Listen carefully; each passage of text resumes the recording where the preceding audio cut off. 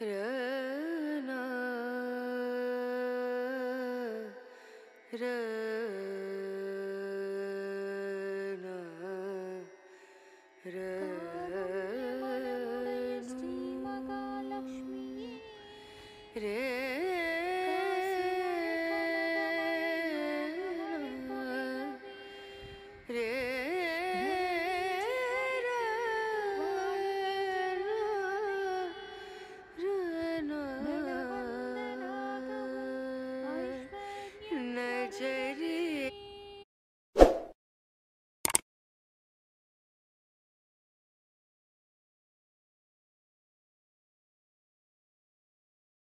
dears, welcome back to Tirumati Sathishillam.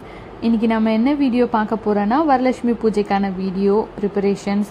அப்புறம் நிறைய பேர் வந்து சாமியோட ஃபீஸோட ரேட்லாம் கேட்டிருந்தீங்க. அதை பற்றி தான் இன்னைக்கு உங்ககிட்ட ஷேர் பண்ண போகிறேன். நிறைய நாள் ஆயிடுச்சு, 3 நாளுக்கு மேலே ஆயிடுச்சு வீடியோ போட்டு, ஷார்ட்ஸ் வீடியோ போட்டு 3 நாளுக்கு மேலே தான் ஆயிடுச்சு. அது என்னத்துக்காக நான் போடலை, அதை பற்றின எல்லா டீட்டெயில்ஸும் உங்கள் கூட இந்த வீடியோவில் ஷேர் பண்ண போகிறேன். வீடியோ போடலை, எனக்கு என்ன ஆச்சு அப்படின்னு சொல்லிட்டு நான் லாஸ்ட்டில் சொல்கிறேன். இப்போ இந்த வீடியோ பற்றின ஒரு டீட்டெயில்ஸ் உங்ககிட்ட நான் ஷேர் பண்ணிடுறேன். இந்த சில்வர் காயின் வந்து வரலட்சுமி பூஜை அப்போ தாம்பலத்தில் எல்லாருக்கும் வச்சு தந்தது. இந்த சில்வர் காயினோட வெயிட் பார்த்தீங்கன்னா 1 கிராமு. இதோட ப்ரைஸ் வந்து ஒரு காயினோட ப்ரைஸ் வந்து 90 ரூபாய், 90 ருபீஸ் வந்துச்சு. இந்த சில்வர் காயின் வந்து வாங்கினது வந்து வரலட்சுமி பூஜைக்கு முன்னாடி, அதாவது தேர்ஸ்டே வந்து வாங்கினது, ஈவினிங் தான் வாங்கினோம். அன்னைக்கான சில்வர் ரேட் பார்த்தீங்கன்னா 1 கிராம் வந்து 88 ருபீஸ் இருந்துச்சு. நாங்கள் வந்து இந்த ஜிஎஸ்டி எல்லாமே சேர்த்து பார்த்தீங்கன்னா 1 கிராம், அதாவது இந்த ஒரு காயினோட ரேட்டு வந்து அன்னைக்கு 90 ருபீஸ்னு எங்களுக்கு தந்தாங்க. நாங்கள் வந்து ஒரு 35 காயின் கிட்ட வாங்கியிருந்தோம். எல்லா தாம்பலத்துலேயும் வந்து வச்சு தர மாதிரியும் எக்ஸ்ட்ரா வந்து நாங்கள் எப்போவுமே 5 தாம்பலம் வந்து ரெடி பண்ணி வச்சுப்போம். ஏன்னா வந்து திடீர்னு யாருனா வந்துட்டா அவங்களுக்கு தர்றதுக்காக. அதனால என்ன பண்ணிட்டோம், எக்ஸ்ட்ரா 5 காயினும் நாங்கள் வாங்கி வச்சுட்டோம். ஆனால் அழைச்சது வந்து 30 பேர் தான். நாங்கள் கெஸ் பண்ண மாதிரியே 35 பேருக்கும் ஒருத்தர் வந்து எக்ஸ்ட்ராவே வந்தாங்க. ஆனால் அவங்களுக்கும் நாங்கள் அரேஞ்ச் பண்ணி கொடுத்துட்டோம். இந்த தாம்பலம் ஐடியா ரொம்ப எல்லாருக்கும் ரொம்ப பிடிச்சது. நான் வந்து மனசில் நினச்சிட்டே இருந்தேன், இது தரலாமா தரக்கூடாதா, நம்மளால முடியுமா அப்படின்னு சொல்லிட்டு. ஆனால் எங்கள் ஹஸ்பண்ட் வந்து அவரும் இதையும் நினச்சிட்டு எனக்காக செஞ்சும் தந்தார். அவருக்கு தான் நான் ரொம்ப தேங்க்ஸ் சொல்லணும். அடுத்த நாள் வந்து அம்மா கிட்ட பர்சனலாக எல்லாரும் சொல்லியிருந்தாங்க, ரொம்ப ரொம்ப நன்றி அப்படின்னு சொல்லிட்டு, வெள்ளிக்காயினில் நீங்கள் வச்சு தந்துருக்கீங்க அப்படின்னு சொல்லிட்டு. எங்கள் வீட்டில் வந்து வெள்ளிக்கிழமை அன்னைக்கு தான் கலசம் வந்து ஏற்பாடு பண்ணுவோம். அம்மனை அழைக்கிறதும் வெள்ளிக்கிழமை அன்னைக்கு தான் அழைப்போம். அதற்கான ஒரு ஏற்பாடு தான் அன்றைக்கி நான் செஞ்சுட்டு இருந்தேன்.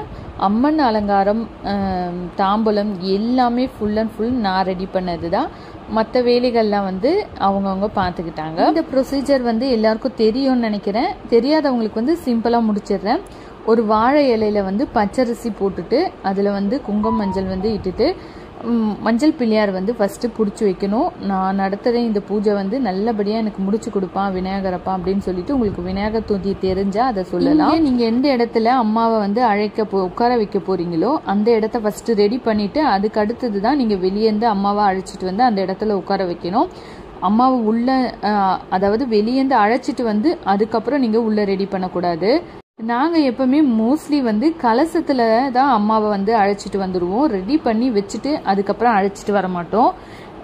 ஏன்னா வந்து நிறைய வந்து ரெடி பண்ணுற மாதிரி எனக்கு தோணும். அதனால எங்கே வந்து கலைஞ்சிடுமோ அப்படின்னு சொல்லிட்டு நான் என்ன பண்ணுவேன்னா, எப்போவுமே கலசத்தில் தான் அம்மாவை உள்ளே அழைச்சிட்டு வந்துட்டு அதுக்கப்புறம் உள்ளே எடுத்துகிட்டு வந்து வச்சுட்டு அதுக்கப்புறம் தான் நான் ரெடி பண்ண ஆரம்பிப்பேனே. எல்லோரும் வந்து நான் ஒன்று சொல்கிறேன், இது பர்சனலாக என்னோட ஒரு வேண்டுகோளாகவே நான் சொல்லியிருக்கேன். உங்களுக்கு மனசுக்கு என்ன தோணுதோ, உங்களால் இது பண்ண முடியுமோ அதை மட்டும் நீங்கள் செய்யுங்க. எந்த ஒரு சின்ன விஷயம் இருந்தால் கூட நீங்கள் வந்து உண்மையாகவும் நேர்மையாகவும் நல்ல மனசோட வந்து நீங்கள் கடவுளுக்கு செஞ்சீங்கன்னா, அது தப்பான ஒரு விஷயமா இருந்தால் கூட, நான் தப்பான விஷயமா மீன் பண்ணுறது வந்து இப்போ கடவுள்கிட்ட இதை செய்யக்கூடாது அது செய்யக்கூடாது அப்படின்லாம் சொல்கிறாங்க இல்லையா. அதனால அந்த தப்பான ஒரு காரியமாக இருந்தாலும் சரி, இப்போ நான் வந்து உதாரணத்துக்கு ஒரு விஷயம் சொல்கிறேன். நிறைய வந்து சுவாமி கிட்ட கடைபிடிக்க வேண்டிய விஷயங்கள் வந்து நிறைய இருக்குது. இதை வந்து இப்படி தான் செய்யணும், அதை வந்து அப்படி செய்யக்கூடாது அப்படின்னு சொல்லிட்டு. ஆனால் நிறைய பேருக்கு வந்து அது தெரியாமலே நிறைய விஷயங்கள் நாம் செஞ்சுடுவோம். ஆனால் வந்து இப்போ வந்து சில பேர் வந்து அதை சுட்டி காட்டுவாங்க, ஐயோ நீங்கள் இந்த மாதிரி இந்த இடத்துல செஞ்சீங்களே அது ரொம்ப தப்பு, அந்த மாதிரி செய்யக்கூடாது அப்படின்னு சொல்லிடுவாங்க. அந்த மாதிரி சொல்லும் பொழுது நீங்கள் கொஞ்சம் கூட பயப்படாதீங்க. ஏன்னா நீங்கள் நல்ல மனசோட தான் செய்கிறீங்க. எந்த கெட்ட ஒரு எண்ணத்தோட சுவாமி கிட்ட வந்து நீங்கள் வேலைகள் செய்ய போகிறது இல்லை. நல்ல மனசோட தான் நீங்கள் செய்ய போகிறீங்க. அதனால் அவங்க அந்த மாதிரி சொன்னால் நீங்கள் செஞ்சது தப்பு அப்படின்னு சொல்லி பயம்படுத்தினா அந்த இடத்துல நீங்கள் பயப்படாதீங்க. ஓகேங்க, சரிங்க, நான் வந்து அடுத்த முறை அதை திருத்திக்கிறேன் அப்படின்னு சொல்லிட்டு மனசை வந்து தெளிவுபடுத்திக்கிட்டு அப்படிங்களா அப்படின்னு சொல்லிட்டு கேட்டுக்கோங்க. அந்த இடத்துல பயந்துட்டு அதோட அந்த கடவுள் விஷயத்தையே செய்யறத வந்து தவிர்த்துடாதீங்க. இப்போ வந்து நான் இதை எதுக்கு சொல்கிறேன்னா, இப்போ நிறைய பேர் என்ன பண்ணுறாங்கன்னா வீடியோவில் வந்து ஒருத்தர் ஒரு மாதிரி சொல்லுவாங்க. அது வந்து அவங்களோட பழக்க வழக்கம், அவங்க தினமும் அவங்களோட லைஃப் ஸ்டைலில் வந்து செய்கிற விஷயங்கள், அதை வந்து அவங்க வந்து உங்ககிட்ட தெரியப்படுத்துகிறாங்க, அவ்வளோதான். இப்போ நானே கூட நான் வந்து இப்படி செய்கிறேன் அப்படி செய்கிறேன்னு சொல்லிட்டு உங்ககிட்ட நான் சொல்லுறேன். அது வந்து உங்களுக்கு பிடிச்சிருக்கா, உங்களுக்கு வந்து அது வந்து சரியாப்படுதா, அப்போ நீங்கள் அதை எடுத்துக்கலாம். நம்ம இந்த மாதிரி செஞ்சுருந்தா நல்லா இருக்குமே அப்படின்னு சொல்லிட்டு நம்ம மனசுக்கு தோணும் இல்லையா? அந்த மாதிரி நினைக்கும் பொழுது அதை நம்மளும் நம்ம வீட்டில் செஞ்சால் நல்லா இருக்குமே அப்படின்னு சொல்லிட்டு நிறைய பேர் நினைச்சோம் செய்யலாம். அதில் எந்த ஒரு தப்பும் இல்லை. இந்த டாபிக் எங்கேயே ஸ்டாப் பண்ணுறேன். ஏன்னா வந்து சுவாமி முகம் வந்து நான் இப்போ வந்து ஓப்பன் பண்ண போகிறேன். நிறைய பேர் வந்து இந்த சுவாமி முகத்தை பற்றி கேட்டுகிட்டே இருந்தீங்க.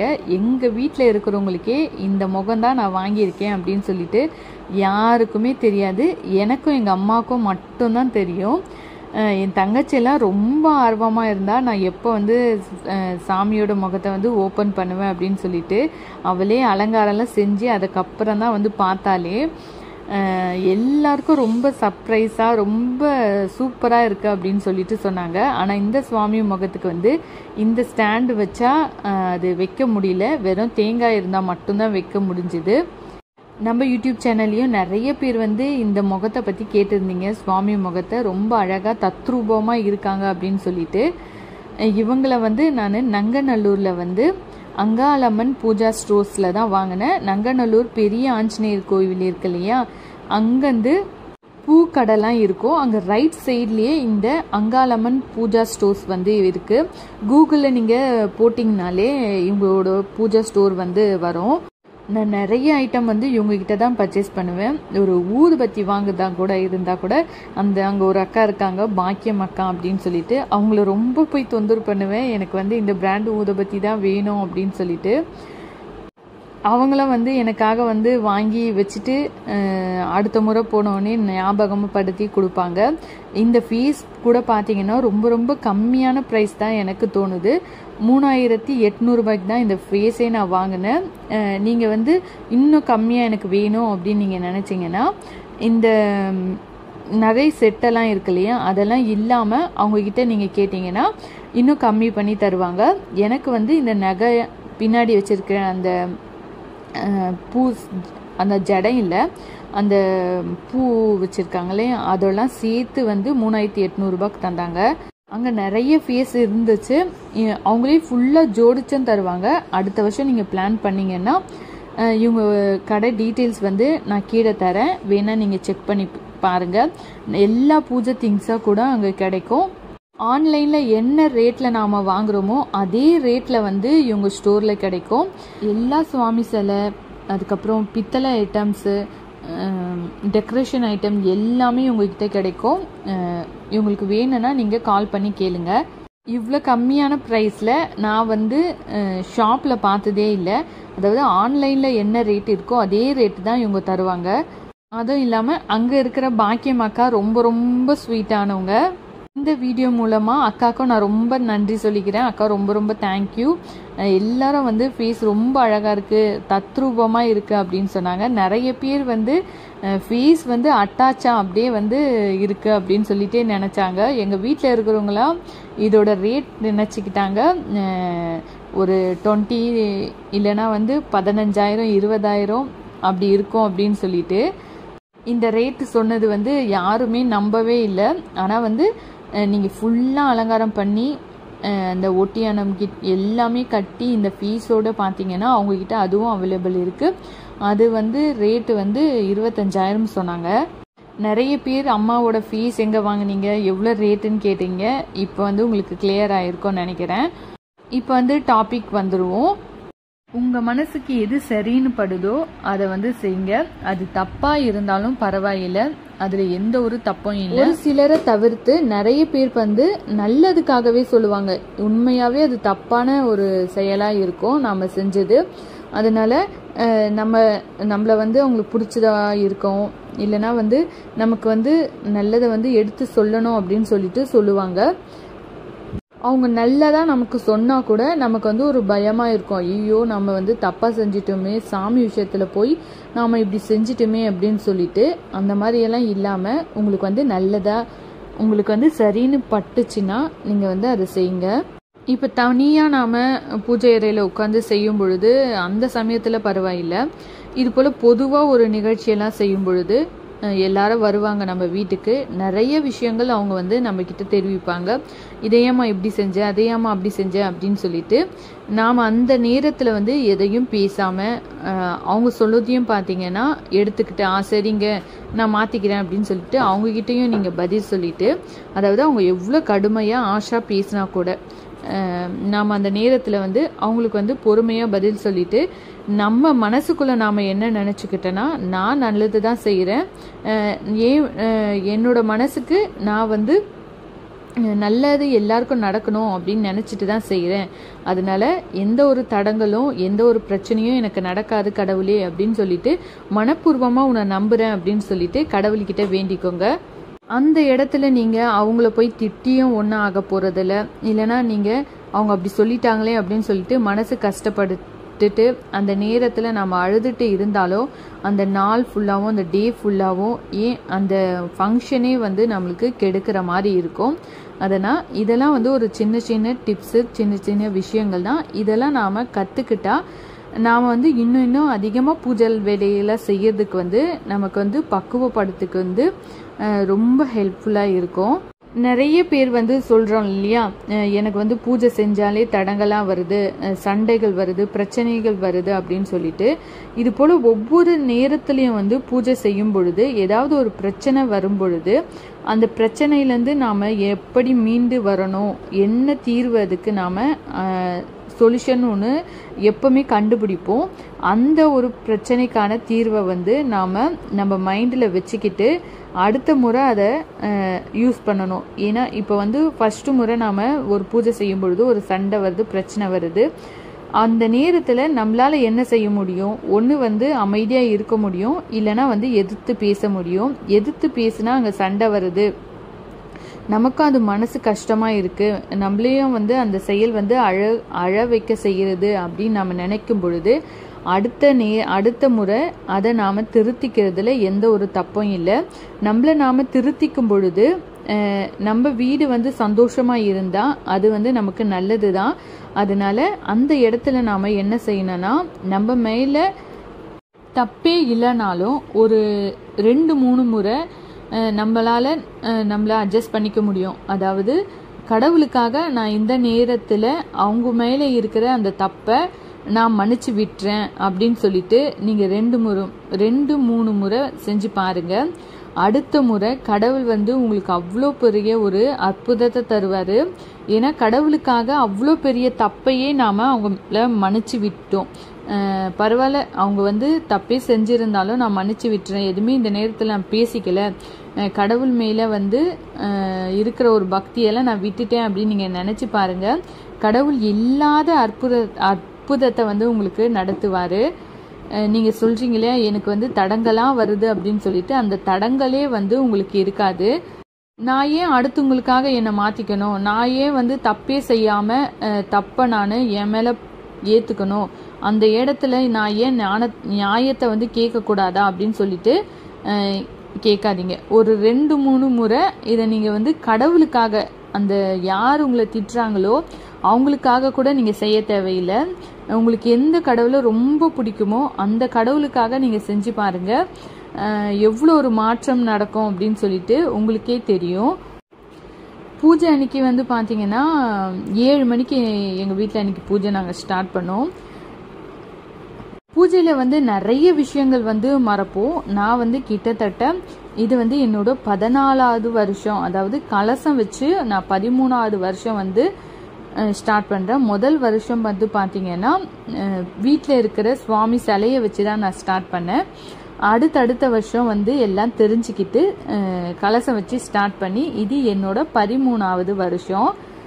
இது போல் பெரிய பெரிய பூஜைகள்லாம் செய்யும் பொழுது என்ன ஒரு பெரிய ஒரு மைனஸ்னா, ஏதாவது ஒரு விஷயம் செய்யணும்னு நினைப்போம், ஆனால் வந்து மறந்துடுவோம். அதே போல தான் நிறைய பேர் வந்து கூட கேட்டிருந்தீங்க, கலசத்தில் வந்து சில டைமில் வந்து ஒரு பொருள் போட சேர்க்க வந்து மறந்துடுவோம். அந்த போலலாம் மறக்கும் பொழுது என்ன ஆகும்னா, நாம எந்த கடவுளுக்காக பூஜை செய்யறோமோ அந்த கடவுள் இவ்வளவுதான் விருப்பப்படுறாரு அப்படின்னு சொல்லிட்டு நாம எடுத்துக்கணும்.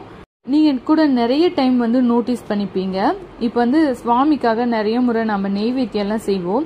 ஆனா சில நேரத்துல கரெக்டான அளவு தான் எல்லாமே நாம போடுவோம். ஆனா வந்து சில நேரத்துல பாத்தீங்கன்னா உப்பு கம்மியா இருக்கும், சர்க்கரையோட அளவு கம்மியா இருக்கும். இது போல நாம சாப்பிட்டு பார்த்த உடனே தான் நமக்கு தெரியும். பூஜை எல்லாம் முடிச்சு சாப்பிடுவோம் இல்லையா, அப்பதான் நமக்கு தெரியும். அப்பொழுது நாம் என்ன நினச்சிக்கணும்னா, கடவுளுக்கு பிடிச்ச மாதிரி அவர் வந்து எல்லாமே நடத்திக்கிட்டாரு அப்படின்னு சொல்லிட்டு தான் நாம் எடுத்துக்கணும். இதில் வந்து தப்பு இருக்குது அப்படின்னு சொல்லிட்டு நாம் நினைக்கக்கூடாது. அன்னைக்கான பூஜையில் கூட நிறைய விஷயம் வந்து பிளான் பண்ணி வச்சுருந்தேன், அது ஆனால் எல்லாமே மறந்துட்டேன். அதுலேயும் முக்கியமான ஒரு விஷயம் வந்து இந்த முருகர் ஃபோட்டோ. நான் வந்து முருகர் ஃபோட்டோ வந்து வைக்கணும், இல்லைனா முருகர் சிலை ஏதாவது வைக்கணும் அப்படின்னு சொல்லிட்டு பிளான் பண்ணிகிட்டே இருந்தேன். அந்த அவசரத்தில் வந்து என்னாச்சுன்னா மறந்துட்டேன் மீன்ஸ் வந்து நான் இங்கே எல்லாமே ரெடி பண்ணி நான் போய் ரெடி ஆகிறதுக்கு வந்து 6 மணி ஆயிடுச்சு. நான் வந்து அங்கேருந்து கிளம்பவே இப்போ வந்து இந்த திங்ஸ் எல்லாம் ரெடி பண்ணதை விட என்னை சுற்றியே பார்த்தீங்கன்னா நான் உட்காந்து இருக்கும் போது அந்த கவரு எல்லாம் அரேஞ்ச் பண்ணோம் இல்லையா, அந்த திங்ஸை வந்து ஓரமாக எடுத்து வைக்கிறதுக்கே வந்து ரொம்ப லேட் ஆச்சு. என்னோட ஹஸ்பண்ட் அவங்க ஃப்ரெண்ட்ஸ்லாம் வந்திருந்தாங்க. குறிப்பாக சொல்ல போனோன்னா அவங்க என்னோட நம்ம சேனலோட சப்ஸ்கிரைபர். அவங்க பார்த்தீங்கன்னா எங்கள் ஹஸ்பண்ட் அவங்க கிட்ட சொல்லிட்டாங்களாம், எவ்வளோ லேட் ஆனாலும் பரவாயில்லை, நாங்கள் பூஜை முடிச்சுட்டு கடைசி வரைக்கும் இருந்துட்டு தான் போவோம். எங்கள் ஹஸ்பண்ட் கிட்ட நான் சொன்ன டைம் வந்து 7:30க்கு அவங்கள அங்கேருந்து கிளம்ப சொல்லுங்க அப்படின்னு சொல்லிட்டு. ஏன்னா அவங்க வீட்டுக்கு வந்ததே கொஞ்சம் சீக்கிரமாக வந்துட்டாங்க. அவங்க சொன்னாங்களாம், இவங்க வந்து அதாவது நான் வந்து பூஜை பண்ணதை வந்து அவங்க பார்க்கணுமா, ஃபஸ்ட்டுலேருந்தே பார்க்கணுமா, அதுவும் இல்லாமல் எவ்வளோ லேட்டாக இருந்தாலும் நான் இருந்து பார்த்துட்டு தான் போவேன் அப்படின்னு சொல்லிட்டு அவங்க வந்திருந்தாங்க. அவங்களுக்கு ரொம்ப ரொம்ப நன்றி. அவங்களாம் வந்து நம்மக்கிட்ட வேல்மாறல் புக்கு வாங்கி பாராயணம் பண்ணிட்டு வராங்க. அவங்க எனக்கு வந்து ஒரு கிஃப்ட் ஒன்று எடுத்துகிட்டு வந்து தந்தாங்க. எனக்கு ரொம்ப ஹாப்பியாக இருந்தது. நான் கேட்டேன் ஏங்க அப்படின்னு சொல்லிட்டு, பரவாயில்ல நான் உங்களுக்கு தரணும் அப்படின்னு நினச்சி அவங்க அப்பா நான் என்னை பார்த்தோடனே அந்த கிஃப்ட்டை கொடுத்துட்டாங்க. நான் வந்து கண்டுபிடிச்சிட்டு அவங்க முருகர் ஃபோட்டோ தான் எடுத்துகிட்டு வந்திருக்காங்க அப்படின்னு சொல்லி ஓப்பன் பண்ணதுக்கு முன்னாடியே நான் சொல்லிட்டேன் முருகர் ஃபோட்டோ தானே அப்படின்னு சொல்லிட்டு. அவங்க வந்து ஆமாக்கா எப்படி கண்டுபிடிச்சிங்க அப்படின்னு சொல்லிட்டு கேட்டாங்க. நான் வந்து அவரை பூஜையில் உட்கார வைக்கணும் அப்படின்னு சொல்லிட்டு நினச்சிட்டே இருந்தேன். இவங்க வந்து வராங்க அப்படின்னு சொல்லிட்டாரு எங்கள் ஹஸ்பண்டு. அந்த டென்ஷனில் வந்து நான் என்னென்ன பிளான் பண்ணணும் எல்லாமே மறந்துட்டேன். அந்த டேபிளே பார்த்தீங்கன்னா காலியாக தான் இருக்கும். அப்போ தான் ரெடி பண்ணோம் கடன்னு. ஏன்னா வந்து நாங்கள் இன்னும் கொஞ்சம் லேட் பண்ணலான்னு தான் இருந்தோம் பூஜையை. அவங்களாம் வந்துடவோ சரின்னு சொல்லிட்டு நாங்கள் கடன்னு ஸ்டார்ட் பண்ணிட்டோம். ஏன்னா வந்து அவங்க குழந்தைங்கள்லாம் அழைச்சிட்டு வந்தாங்க. சரி குழந்தைங்கள்லாம் ரொம்ப நேரம் இருக்க மாட்டாங்க இல்லையா, அதனால நாங்கள் ஸ்டார்ட் பண்ணிட்டோம். நீ என்னை வந்து உட்கார வைக்க உனக்கு டைம் இல்லைனாலும் பரவாயில்லம்மா, நானே வந்து உட்காந்துக்கிறேன் அப்படின்னு சொல்லிட்டு எவ்வளோ அழகா ஜம்முன்னு வந்து அந்த இடத்துல உட்காந்துட்டாரு முருகர். வரலட்சுமி பூஜையில வந்து முருகரோட போட்டோ இடம் பிடிச்சிருக்கு அப்படின்னா அது நம்ம வீடாதான் இருக்கும். அன்னைக்கு பிரசாதம்லாம் அம்மா தான் செஞ்சிருந்தாங்க. பருப்பு போலி வந்து வெளியே ஆர்டர் பண்ணி வாங்கியிருந்தோம். வீட்டில் அக்காக்கும் தங்கச்சிக்கும் வந்து பாப்பா இருக்காங்க, அதனால வந்து எங்களால் நிறைய பிரசாதம்லாம் செய்ய முடியல. எங்களால் முடிஞ்ச வரைக்கும் அம்மாவுக்கு வந்து வீட்லேயே கொஞ்சம் செஞ்சுட்டு அதுக்கப்புறம் கடையிலேருந்து வாங்கி வச்சிட்டோம். நிறைய வீடியோ வந்து உங்ககிட்ட வரலட்சுமி பூஜை முடிஞ்ச உடனே நிறைய வீடியோ வந்து ஷேர் பண்ணலாம் அப்படின்னு சொல்லிட்டு தான் இருந்தேன். எனக்கு உடம்பு சரியாமல் போயிடுச்சு. என்ன உடம்புக்கு அப்படின்னு சொல்லிட்டு நான் இன்னும் கொஞ்ச நாள் கழித்து சொல்கிறேன். எனக்கு வந்து உடம்பு சரியில்லை. அதனால தான் வந்து கமெண்ட்ஸ்க்கு வந்து யாருக்குமே என்னால் ரிப்ளை பண்ணவே முடியல. எனக்கே ரொம்ப கஷ்டமாக இருந்துச்சு. ஏன்னா எமர்ஜென்சியாக நிறைய பேர் வந்து கமெண்ட்ஸில் கேட்பீங்க, அவங்களுக்கெல்லாம் சொல்ல முடியலையே பதில் அப்படின்னு சொல்லிட்டு ரொம்பவும் நான் கஷ்டப்பட்டேன். நேற்று காலையில் தான் எல்லாருக்கும் ரிப்ளை பண்ணியிருந்தேன். அதில் வந்து குறிப்பாக ஒரு சிஸ்டர் கேட்டிருந்தாங்க, கலசம் எடுக்கிற அன்னைக்கு பீரியட் ஆனால் என்ன செய்யலாம், கலசத்தை விட்டுட்டு பீரியட் முடிச்சுட்டு நாம் எடுக்கலாமா அப்படின்னு சொல்லிட்டு கேட்டிருந்தாங்க. அவங்க கமெண்ட்ஸை பார்த்து எனக்கு ரொம்பவும் கஷ்டமாயிடுச்சு.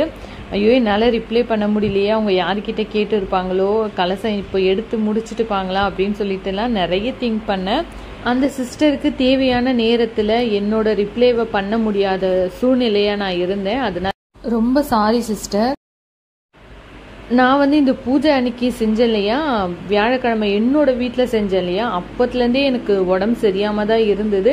நானும் ரொம்ப வேண்டிக்கிட்டேன் சாமிக்கிட்ட, எப்படின்னா இந்த பூஜையை என்னை முடிக்க வச்சிருமாடா தாயே அப்படின்னு சொல்லிட்டு முருகர்கிட்டயே ரொம்ப வேண்டிட்டு இருந்தேன். 2 நாள் நான் வியாழக்கிழமை என்னோட வீட்டில் எப்படியும் பூஜையும் முடிச்சிட்டேன் சிறப்பாக. அடுத்த நாள் பார்த்தீங்கன்னா வெள்ளிக்கிழமை வந்து காலையிலலாம் கொஞ்சம் டயர்டாக தான் இருந்தேன். ஆனால் மதிய நேரம் ஏற டயர்டாகிற மாதிரி இருந்துச்சு. அப்புறமா வந்து நார்மலாக ஆகிட்டேன். மறுபடியும் குளிச்சுட்டு ரெடி ஆகும் பொழுது நார்மலாக ஆகிட்டேன். பூஜைலாம் முடிச்சுட்டு வீட்டுக்கு வந்து நைட்டு படுத்துட்டு அடுத்த நாள் காலையில் பார்த்தீங்கன்னா எழுந்துக்க முடியாத ஒரு சூழ்நிலை. அதனால தான் உங்களுக்கான ரிப்ளையும் பண்ண முடியல, ஷார்ட்ஸ் வீடியோவும் என்னால் போடவும் முடியல. என்னோட வேல்மாறல் பூஜை அதை பற்றியெல்லாம் நான் தனியாக வீடியோவில் போடுறேன். இந்த வீடியோ கூட போட்டால் இந்த வீடியோவை பற்றி பேச முடியாது. அந்த சிஸ்டர் கேட்டிருந்தாங்க இல்லையா, பீரியட் ஆனால் என்ன செய்யறது அப்படின்னு சொல்லிட்டு. உங்கள் வீட்டில் பெரியவங்க இருந்தால் அவங்கள வச்சு நீங்கள் அந்த கலசத்தை வந்து பிரிக்கலாம். இல்லை உங்கள் வீட்டில் வந்து உங்கள் ஹஸ்பண்ட் கிட்ட சொல்லியும் நீங்கள் பிரிக்கலாம். உங்கள் வீட்டில் குழந்தைங்கள்லாம் இருப்பாங்க இல்லையா, 6 வயசுக்கு மேலே வந்து குழந்தைங்கள் வந்து நம்ம என்ன சொல்கிறோமோ அதை புரிஞ்சுக்க அவங்களால முடியும். அவங்கள வச்சும் நம்ம அந்த கலசத்தை பிரிக்கலாம். இல்லை எங்கள் வீட்டில் யாருமே இல்லைங்க, நான் மட்டும்தான் அந்த வேலையெல்லாம் செய்ய முடியும் அப்படின்னு சொல்லிட்டு உங்களுக்கு தோணுச்சு நினச்சிங்கன்னா, நீங்கள் 5 நாள் கழிச்சு அந்த கலசத்தை வந்து உங்கள் விருப்பம் போலே நீங்கள் பிரிக்கலாம். அதில் எந்த ஒரு தப்பும் கிடையாது. யார் என்ன சொன்னாலும் உங்கள் மனசுக்கு என்ன தோணுதோ அதை மட்டும் செய்யுங்க. அதுவே வந்து அந்த பூஜையை வந்து முழுமையாக நாம் நிறைவு செஞ்சதுக்கு ஒரு அடையாளமாக இருக்கும். அன்னைக்கு வரமகாலட்சுமி அம்மனுக்கு வந்து 108 முறை போற்றி சொல்லி பூக்களால் அர்ச்சனை செஞ்சுட்டு ஒரு சின்ன பாட்டு ஒன்று பாடிட்டு நாங்கள் அன்றைக்கி பூஜையை வந்து ஸ்டார்ட் பண்ணி சூப்பராக நிறைவு செஞ்சோம்.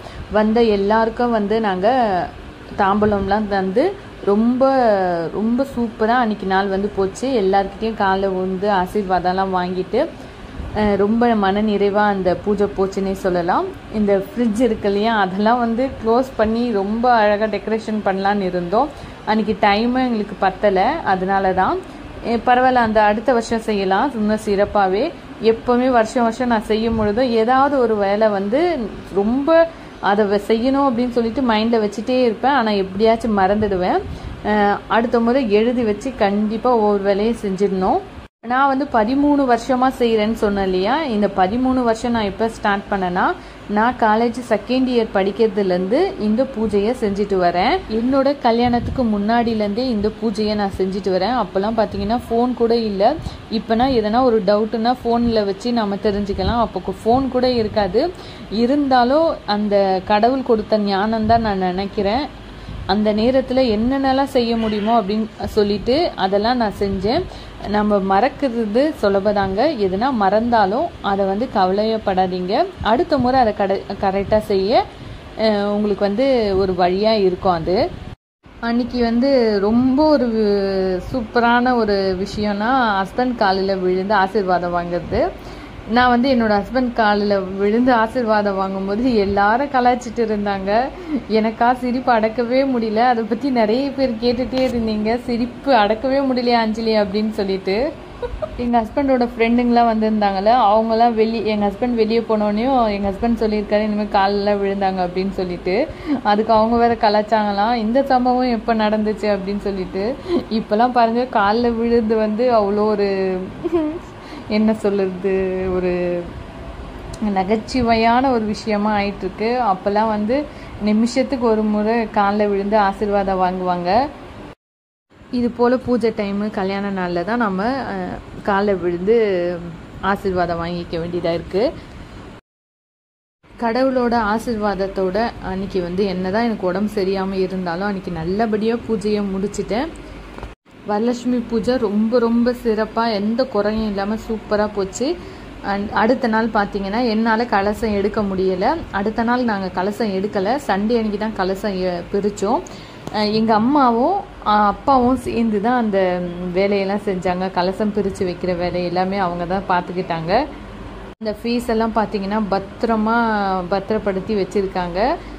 நான் வந்து இவன் வந்து எங்கள் பெரிய அக்காவோட செகண்ட் பாப்பா, அவன் வந்து என் தங்கச்சியோட 2வது பையன். அக்கா பொண்ணு பேர் வந்து நேத்திர மயூரி, அவள் வீட்டில் அவங்க அம்மா வச்ச பேர் வந்து வேல்விழி.